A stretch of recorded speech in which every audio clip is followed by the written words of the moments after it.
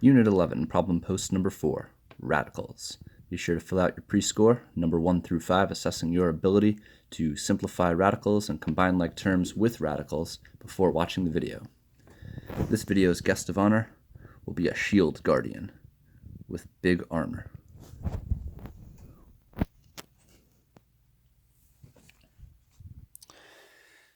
Okay, so when simplifying radicals or dealing with any kind of square roots in particular, it's a good idea to have a list of perfect squares handy just so that you can see what numbers could possibly go into anything that's underneath the radical. The idea here is that we want to find a perfect square that goes into this number underneath the square root evenly, so we can break up the radical into the product of two radicals, one of which being a perfect square. So we see the number 150 here, so we want to split this into the product of two radicals. So I want to find a number off to the side here, one of these perfect squares that multiplies to 150. There are some tricks to this. It's not just straight guess and check for the most part. Some things you can do, for example, this ends in a 0. We know anything that ends in a 0 is typically divisible by 5 and sometimes 25, so 25 might be a good one to start with. It's also an even number, so even numbers are usually, well, a lot of even numbers are divisible by 4, so that could be an option too. So I'm going to start with the 25 here, just making sure 150 is divisible by 25. We do 150 divided by 25, and it is. We get a whole number, 6. So I could split this 150 into the product of a 25 and a 6. Now the reason I want to do this is because 25 is a perfect square. So when I have just the square root of 25, I can simplify that further to just 5. The square root of 6, however, cannot be broken down any further because 6 is not a perfect square, and there is no perfect square on this list that multiplies to 6. So my final answer will be 5 square root 6. We'll do the same thing with 216.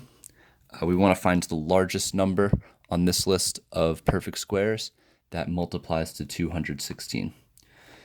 So when the numbers get increasingly large, we can use that y equals screen trick, similar to what we did when we were finding factors of numbers, because that is what we're doing. We're finding the factors of 216. So if I do 216 and divide it by x, go to my table, I can see all the factors of 216. It looks like my table is actually really far down along the line. So I'm going to go to my table settings and start my table off at 1.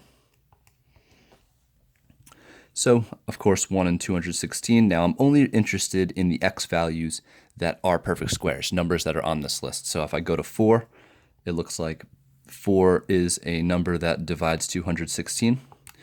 Another trick that you can do when finding perfect squares, if 4 works, 4 is a multiple of 16, which is another perfect square. So if 4 works, it's a good idea to check 16. So we can scroll down our list to 16. However, 16 does not work out nicely. So 4 and 54 seem to be the largest, unless we can give 36 a try. If you ever want to jump to a number in particular, you can use your table settings by hitting second window, which is table set. And wherever it says table start, if you want to say, let's try 36, you can just start your table at 36. Go back to the table, and we can see, okay, 36 and 6, those are both integers, which means 36 divides 216 evenly. So we will split the 216 into the square root of 36 and the square root of 6. Now 36 is a perfect square. It was on our list. It is 6, and then the root 6 will stay the same because the square root of 6 cannot be broken down any further. Okay, for number 3, we have a number outside our radical. So we're going to use the same technique for the radical, but then we just have a little bit more simplifying to do with the number outside. So I'll carry my 6 down, and I want to find a perfect square that multiplies to 63. If we use the same trick, we can go to our y equals screen and use 63. So 63 divided by x, go to our table of values, we'll reset and go back to 1. And go down our list. We see 4 doesn't go in, but 7 and 9, we see 9. If we go down a little bit more, 9 is the x value. So 9 and 7 multiply. 9's on our list of perfect squares. So I'll use the square root of 9 and the square root of 7. So we can evaluate this square root of 9. It's 3. And now this time I kept it in parentheses because whenever I break down this radical here, if there's already something outside, we're going to have to multiply these two values. So 6 times 3 is 18, and our final answer will be 18 root 7. Okay, number 4, we have a radical, but it looks like there's a lot going on underneath the radical. So what we can do first is just simplify all what's going on underneath the radical. We could do it piece by piece, squaring the 8 first, multiplying these two together, and then subtracting. But really, we can just use the calculator, type it in exactly as we see it, and get our answer quicker that way. So we have 8 squared, and we are subtracting the product of 2 and negative 49. So 8 squared minus 2 times negative 49 is 162. So all of the stuff underneath the radical simplifies to 162. Now I want to find a number on the list that multiplies to 162. So I'll go to y equals screen, 162 divided by x, and we can find a perfect square. 9 and 18 looks like that works, but 18, if you may recall from another example, not in this video, but just from your other experience with radicals, actually could be broken down further. Whenever that's the case, you know that there's going to be a larger number that could go into that value. So we'll continue on our list. The next one would be 16. 16 doesn't go in evenly, so we can check 25. 25 doesn't go in evenly, we can check 36. 36 doesn't go in evenly, so how about 49? Nope. Possibly 64. No. Possibly 81. And looks like 81 is the winner. 81 and 2. So 81 will be our perfect square, and 2 will be what we would have to multiply by. So we can evaluate the square root of 81. It is 9, and the square root of 2 will stay exactly as it is.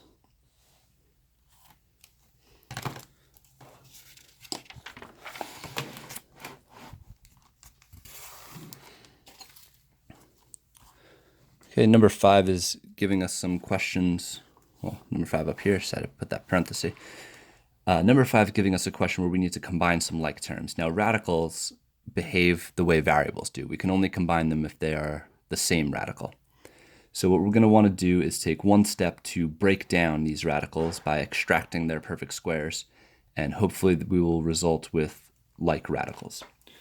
So the 5 will stay the same. 18, we can find a perfect square that goes into it. 4 does not go into 18, but 9 does. So I'll split this into the square root of 9 times the square root of 2.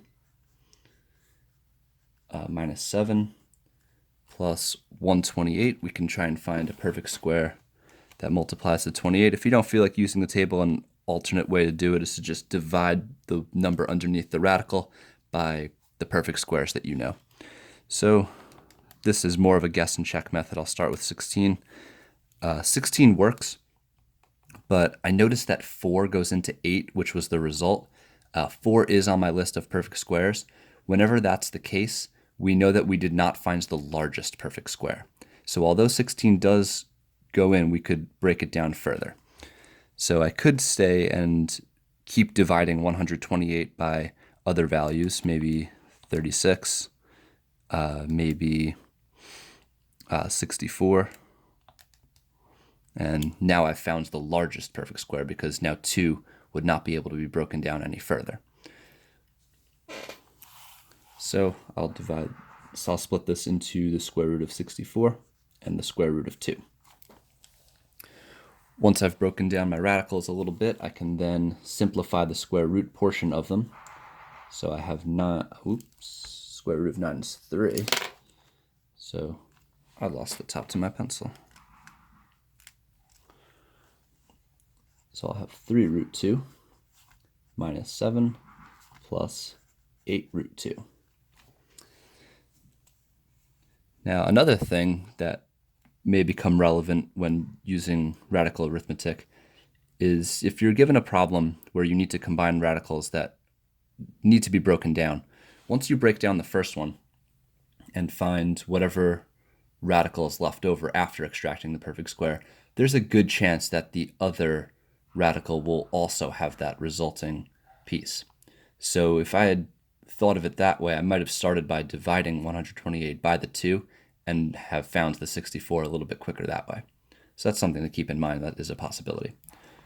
Now that I have everything broken down, my radicals are the same. I have 3 square roots of 2 and 8 square roots of 2.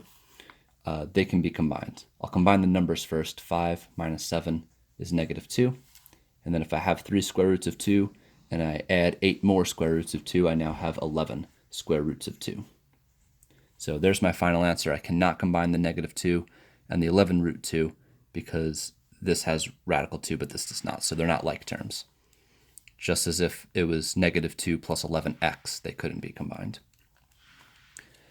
Number 6 has a similar problem, except we are subtracting the quantity of 3 plus 147. So I'll take one step to rewrite the expression without the parentheses by distributing this negative to each term. So negative 3, and then negative times positive is negative, so minus the square root of 147. Okay, now it's time to break down the radicals. So I'll keep my negative 6 the same. 3 is a very small number. There's actually no perfect square that goes into 3, other than 1, of course, but that wouldn't change the root 3 at all. So I'll leave that as root 3. But this is giving me a bit of a clue. If this one stays a root 3, that means that this 147 has a really good chance of being divisible by 3 and some perfect square. So when I start to explore the 147, I'm going to start by dividing it by 3. And sure enough, the result is a perfect square, 49. So that's like a shortcut you can take that usually works out. So we have root 49, root 3. I can simplify the square root of 49 to 7. So I have negative 6 plus root 3 minus 7 root 3. Now I can combine my like terms, the negative 6 and the negative 3. Negative 6 minus 3 is negative 9. And the square root of 3 minus 7 square roots of 3 will be negative 6 square roots of 3. Almost wrote a 6, but it's a 3. Okay, so there we have it. Don't forget to fill out your post score. Number 1 through 5, assessing your ability to simplify radicals and combine expressions with radicals after watching the video.